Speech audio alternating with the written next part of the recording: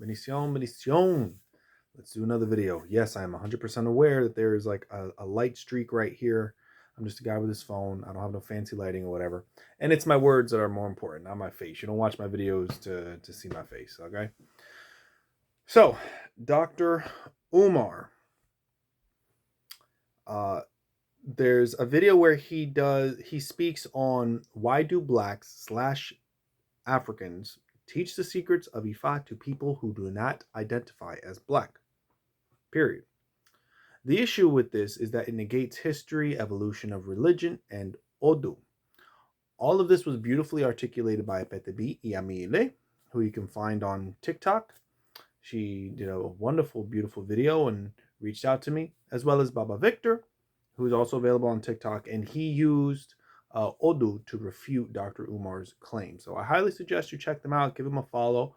The only perspective that I can personally give is a more historical one. So I want to preface this video with saying that Dr. Umar is indeed against interracial relationships, believes that homosexuality and trans is against the natural order, and believes that superheroes from Marvel and DC were stolen by the white man. So why is this relevant? Just because I want to give a more clear picture of the topic at hand. So keep this in mind when you hear this. So Dr. Umar himself is actually Isheshe Lagba, but I noticed that his understanding of Orisha is very basic and shallow and novice. And I don't say that in like a bad way, but I mean like superficial and novice as if someone who's a beginner. I was a novice at one point, and so I don't say that in a way to sound belittling to him and how much a person knows or doesn't know. But I noticed that his understanding of Orisha is basic and superficial and novice, insofar as, Obatala is the Orisha of peace and his color is white. Yamaya is the mother of the world and she lives in the ocean. But we never, ever, ever, at least I've never seen him speak on anything deeper than this. He never references any Odu. He never and like when it comes to history, he never references like deep history as it pertains to the diaspora. It's always the same old, the slaves hid their Orisha behind Catholic imagery. We all know this. We all know like that's no longer like interesting or hidden information. Everybody knows, okay, the slaves, they hid behind the Catholic imageries, yada yada yada. So, that's old news. Important news, but old news. So I'm just going to go down a quick list and I'm going to get to my point, okay? Of influences, because he says, why do we teach people that don't identify as black or African the secrets of Ifa / Ocha? Basically, what I get from it is, why are we teaching white people these African traditions? I will talk about that. So the first individual, a man and I wish I could have pictures, but a man by the name of Bonifacio Valdez. He was an Olobatala. His Ocha name was Salako. Awo Ogbewenye. So he was a Babalao. A white Cuban-born, wealthy socialite Babalao, who has a long and a proud Ifa lineage that stretches to this day, and actually has a temple, Templo Bonifacio, in New Jersey. Pretty interesting. Another man by the name of Apolinar Gonzalez Polo. He was an Olobatala. His Ocha name was Ochaweye. He was a gay white Obaoriate. And at least from what I've read from Dr. John Mason, it was interesting that no one wanted to crown him because he was white and gay. And this man, Polo, ended up becoming one of the most pioneering Oriates in Cuba's history, in my opinion, because he opened doors for more gay and white initiates into Ocha. So now Ocha is like basically like at least 50% of the entire Ocha population is gay, and a whole lot are white. So it's individuals like him that contributed to, it doesn't matter what you are or what you look like or who you sleep with, Ocha's for you. He's a contributing factor for that. A man by the name of Rigoberto Rodriguez El de Madruga or Chunyami. This is a white Cuban who brought the African gray parrot to Cuba. He made Ocha in 1937, and prior to this, dyed pigeon feathers were used to for decoration and to adorn certain things. I don't get into details, but African gray parrot feathers. It was actually him who brought over African gray parrots from Nigeria or wherever he went in Yoruba land. Another individual, Adela Alonso, La Chinita, aka La Chinita. She was in Olo Chanla. She was made to Ochanla. Her Ocha name was Odwanla. She made Ocha in 1889, and she was not full black. Her father was actually Chinese. Let's continue. I'm just going off the list of names so you can see, like, oh wow, like, even people that aren't fully black or completely white contributed to Ocha. It reminds me, honestly, of, now I'm getting off topic. It reminds me of Lord Jamar saying that white people are guests in the house of hip hop. So it's like, in the similar vein, white people or any non-black people are guests in the house of Ocha. I digress. A man by the name of Victor Manuel Gomez, aka Vicky. He was an Olo Batala. His Ocha name was Ochainle. He was one of two Obaoriates who conducted the very first Ocha in history that took place outside of Cuba, which was 1964. Of course, this was a group effort, but I wanted to highlight his contribution. He was a white man, a white Cuban man. The other one, his name was Orestes. He was made to Ochun. To him. He was a black Cuban. A white Oriate, Abelardo Becker, and Ochun, a white Oriate from around the 1930s. Dr. David H. Brown, Olobatala, Winkolade, he's still alive, Kinkamache to him. A white man with a Jewish background, one of this generation's most reputable and prolific authors / historians, with books like Santeria Enthroned and Odua Vifa. And to my knowledge, he is currently working on, like, the jewel crown of his historical achievements of documenting historical things. A white Jewish man. Look at that. Original Products. Now I'm going to veer off a little bit. Original Products Botanica in the Bronx, which has been servicing New York City since 1959, where all aleos, santeros, paleros, espiritistas have been going for a long time. I got my warriors from over there, and I got the black painted cauldron and the osun that everybody and their mother has today. That place is actually owned by white Jewish men. The beads that were used in Ocha, and plastic beads, you have plastic and glass, but the beads that were used from Ocha, they come from a white country. The plastic beads we see today probably come from China. That's not Yoruba land.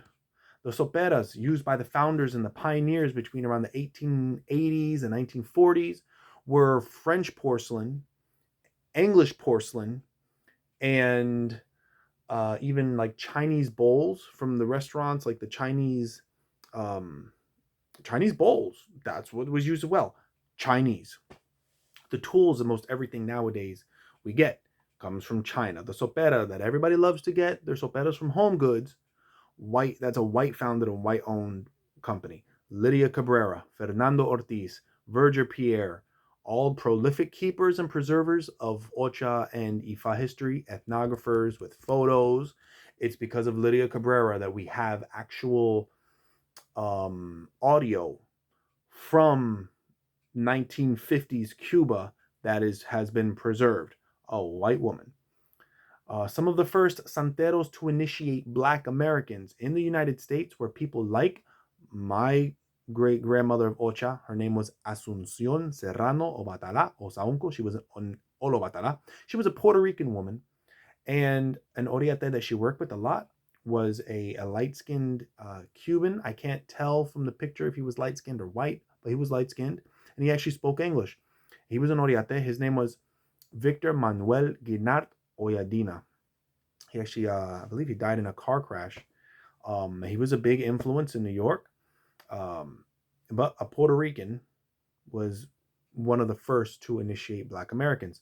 The inventors of AI that is so prevalent now when all the commercialized and Santeria stuff that we see on TikTok, white founded and owned. AI. The inventors of the plane for everyone of whatever color to travel to Nigeria to make Ifa, the Wright brothers, white guys. So this is a rabbit hole of history that we can go down forever.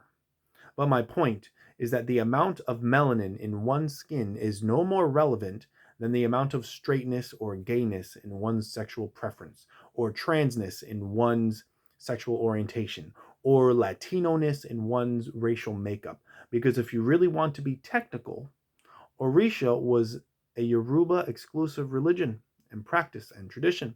Meaning, if I come from the Yoruba tribe in Nigeria and you come from the Dinka tribe of South Sudan, we are not brothers. We are not kin. Just because we have the same skin color does not mean anything. Africa is a continent, not one enormous country uh, with thousands of tribes singing kumbaya. These are modern Western ideas where Africa is one giant country and everyone gets along because they all have the same skin color. And it's my ancestral right to be involved in Ocha because I have enough melanin in my skin. That did not exist until after until modern day. And of course, the mixing, the slave trade, the people from different tribes were sold and mixed together and married, and all this stuff took place on plantations, and families were ripped apart. It was awful. But uh, now black in America is one huge melting pot. So technically, by Dr. Umar's own logic, not a single one of us can or should be involved in Ocha or Ifa because none of us are Yoruban enough. Not not black or dark enough. No, we're not Yoruba enough. And a hot take, Africans in the motherland do not see black Americans as the same. In America, you are a black man. In Nigeria, you are an American man. So even Dr. Umar, when he goes all the way to Yoruba land and he does his ceremonies, they don't see a fellow Yoruba. They don't see a fellow black man because everybody's black over there. There's no differentiation. They see an American, a wealthy American, a prolific American. Yeah, you want to make Ifa? Let's make Ifa. Let's make every Santo under the sun, or Orisha, because they don't call him Santo. So I digress.